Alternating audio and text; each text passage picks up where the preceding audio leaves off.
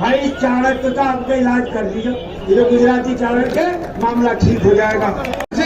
जल से में प्रतिनिधित्व कर रहे सीनियर नेता, पूर्व कैबिनेट मिनिस्टर, कई बार के और वर्तमान के विधायक शाहिद मंजूर साहब मौजूद हैं। मैं उनसे आग्रह करूंगा कि वो आए और अपने विचार रखें।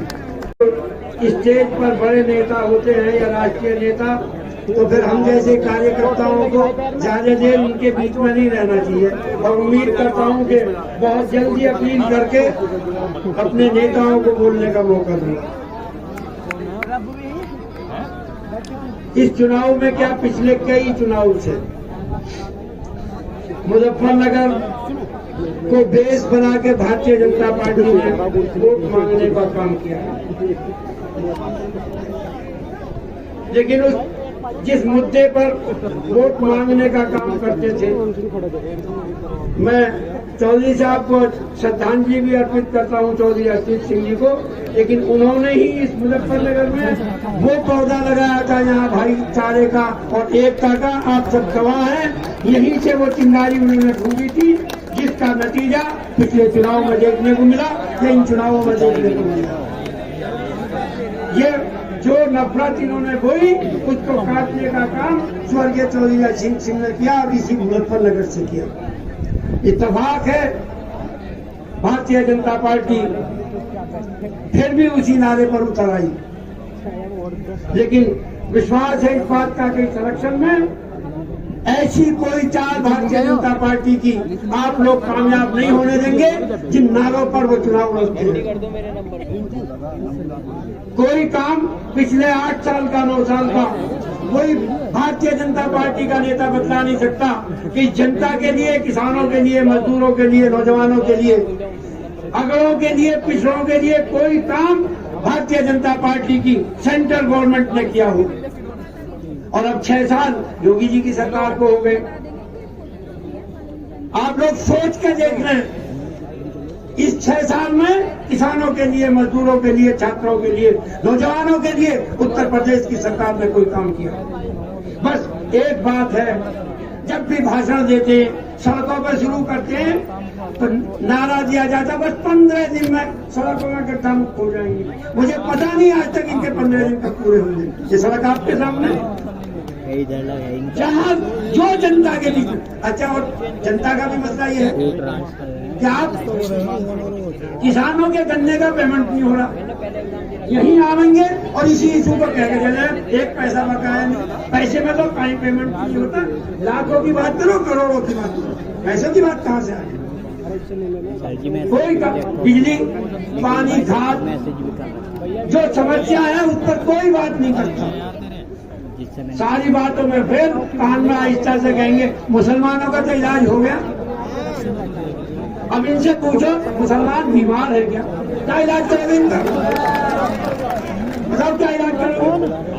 वोट मांगने के मुद्दा कुछ नहीं, आखिर में जब फेल हो जाए जनता पूछती है करा क्या, तो आखिर में कान में मुसलमानों का इलाज हो गया।